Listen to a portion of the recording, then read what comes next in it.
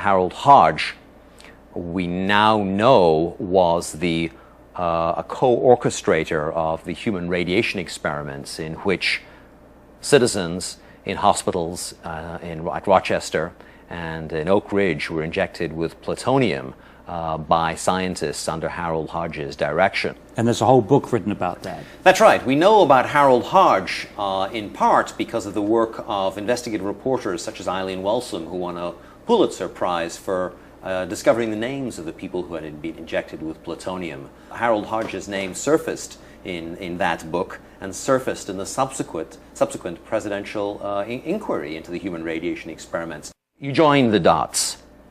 If Harold Hodge and the University of Rochester are injecting people with plutonium and uranium, and at the same time they are reassuring us about fluoride safety, what's the connection?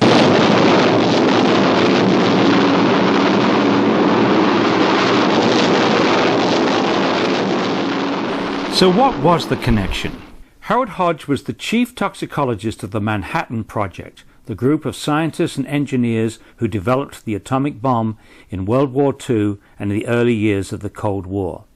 Hodge was responsible for investigating the toxicity of many of the chemicals used in the production of the atomic bomb, and one of the chemicals of major concern was fluoride. The Manhattan Project needed enormous quantities of fluoride to make nuclear weapons, to make the bomb that was dropped on Hiroshima. So the Manhattan Project were concerned about fluoride toxicity.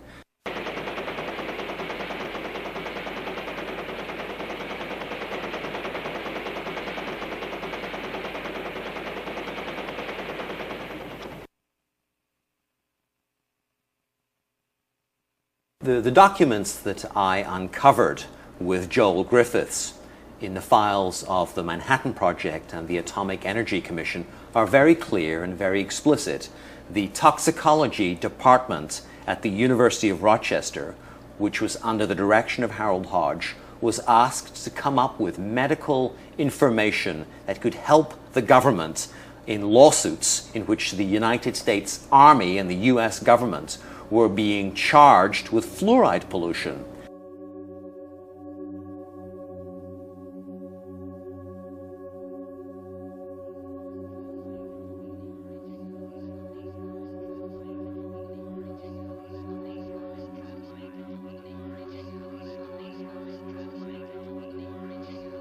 As has now been revealed by declassified government documents, the publication of scientific information collected by Atomic Energy Commission scientists such as Harold Hodge that could increase the chance of litigation against the bomb program by workers or downwind communities was forbidden. If water fluoridation was found to be harmful, then the US bomb program, as well as many other fluoride polluting industries, would have been open to massive litigation. So there's not a hope that Harold Hodge would ever say that water fluoridation was dangerous or that fluoride in small doses was toxic, because if Harold Hodge were to say that, it would have pulled the rug out from under the US Army and from under the project to build nuclear weapons.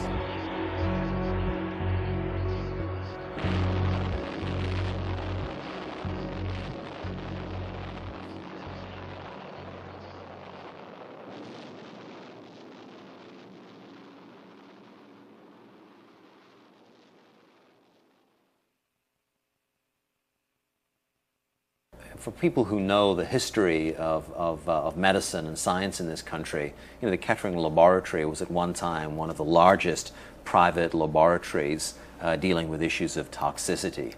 It was a very well-funded laboratory, and its director, Robert Kehoe, was a very senior figure in the public health establishment.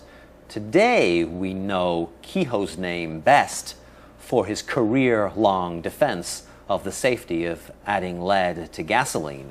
Kehoe spent a professional lifetime from his pulpit at the Kettering Laboratory assuring the nation that lead added to gasoline was entirely safe. Of course, that's been thoroughly discredited.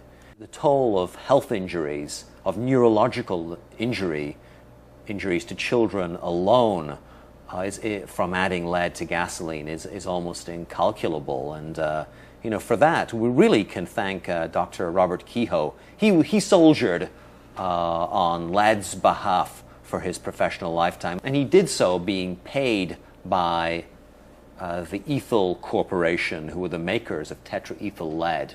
The same job that Robert Kehoe did laundering lead's image on industry's behalf, he did for fluoride. Kehoe, along with Harold Hodge, was a leading defender of fluoride safety in the workplace, and he also was a leading promoter of water fluoridation. Robert Kehoe and the Kettering Institute, on behalf of industry and the National Institute of Dental Research, compiled an extensive bibliography of abstracts on fluoride's toxicity and the role of fluoride in public health. This work was funded by Alcoa, the Aluminum Company of Canada, the American Petroleum Institute, DuPont, Kaiser Aluminum, Reynolds Metals, United Steel, and many other corporate sponsors, as well as the National Institute of Dental Research. If you go into the files of Dr. Robert Kehoe at the Kettering Laboratory, you'll come across the existence of a hitherto unknown entity known as the Fluorine Lawyers Committee. And Kehoe worked for the Fluorine Lawyers Committee at the University of Cincinnati, doing their bidding, providing ammunition to the Fluorine Lawyers Committee so that they could defend their corporate clients, Alcoa, DuPont, Monsanto, the U.S. Steel, against fluoride lawsuits.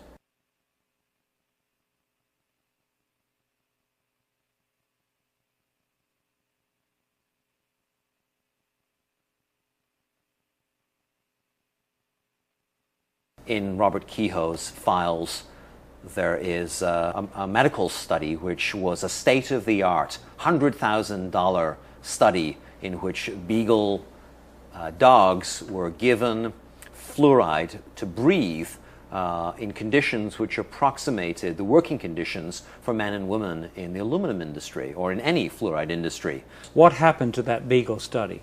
The beagle study, Paul, found that fluoride was profoundly toxic to the laboratory animals. The beagle dogs who breathed fluoride 6 days a week, just like workers, had stupendous lung damage and damage to their lymph nodes.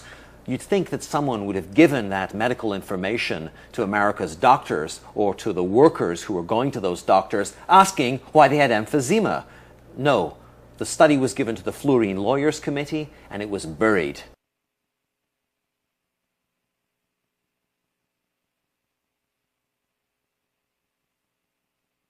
The book makes clear for the first time that the selling of fluoride to the American public was done by the best in the business, by the father of public relations, Edward Bernays.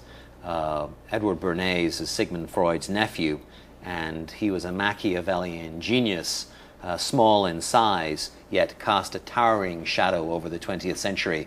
Bernays understood that there was a liberal sentiment coursing through the 20th century, and that if you could hitch your commercial wagon to that star, then you could make your clients a lot of money. In 1916, Bernays had suffragettes march in the Easter parade in New York City holding cigarettes as torches of liberty. And he cooked up that scheme on behalf of the American Tobacco Company and its director, George Hill, who was paying Bernays's salary.